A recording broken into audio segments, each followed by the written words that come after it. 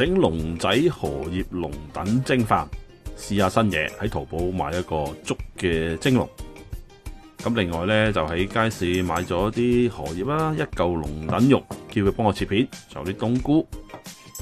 首先搞啲荷葉先，啲荷葉都相當污糟㗎，咁要洗乾淨佢。洗完之後呢，就要揾啲熱水去浸佢，浸翻起碼都2至3個鐘先浸得軟嘅。荷葉就浮面嘅，咁所以呢，就揾啲重嘢擲住佢呢，就會容易啲浸軟佢咯。煮定啲飯，咁我就4個人食，320g 米去煮4個人嘅份量。咁你自己屋企人食嘅飯量係幾多，你自己調校啦。啲飯就唔好煮咁濕噃。有粒乾葱，切碎佢，擺落去啲龍躉度。啲龍躉記得要洗一洗佢啦。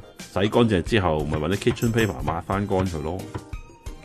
亦都切少薑絲，呢度3片4片差唔多噶啦，夠噶啦。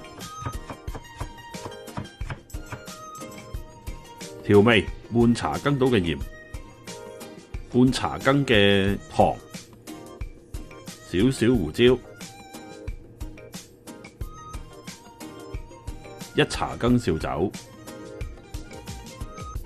湯羹1羹半嘅生抽，另外半湯羹嘅蠔油，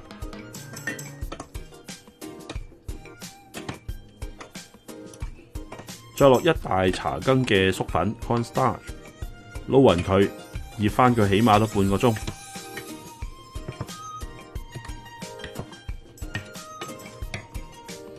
冬菇就切片，我啲冬菇就已經發起晒噶啦，浸好晒噶啦。咁至於點樣發冬菇嘅，上網自己抄資料啦。通常我都係喺冰格攞出嚟解凍就用得噶啦。月餅啲葱絲，我就揾支叉咁樣刮下就可以做到啲好幼細嘅葱絲。坊間有啲架撐專係我嚟整葱絲噶，你喜歡咪買咯。整咗葱絲之後，就揾啲水浸住佢，浸住嘅好處咧就令到啲葱繼續都係好嫩啦。另外咧就走咗辛辣味，亦都切啲芫茜葉擺埋落啲水度浸住佢。荷葉浸軟晒啦，準備擺啲飯。一塊未必得㗎，因為有時啲荷葉中間會穿窿，擺夠2塊啦。將啲飯擺落啲荷葉度，然後就將佢擺落個蒸籠。再喺飯面就鋪翻啲龍躉片同埋冬菇上去，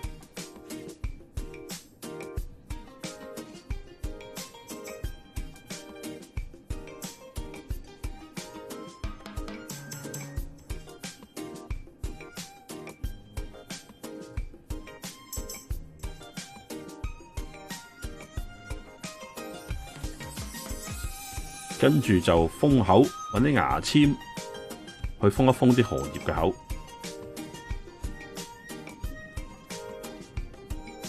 煲定一鑊大滾水，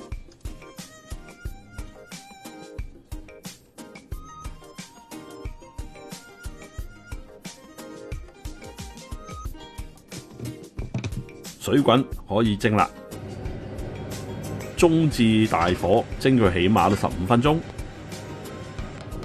，15分鐘後，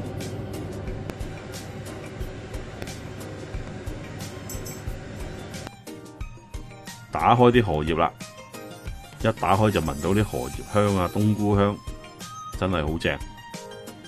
再將啲葱同芫茜擺翻上面，沾啲熱油就可以上台噶啦。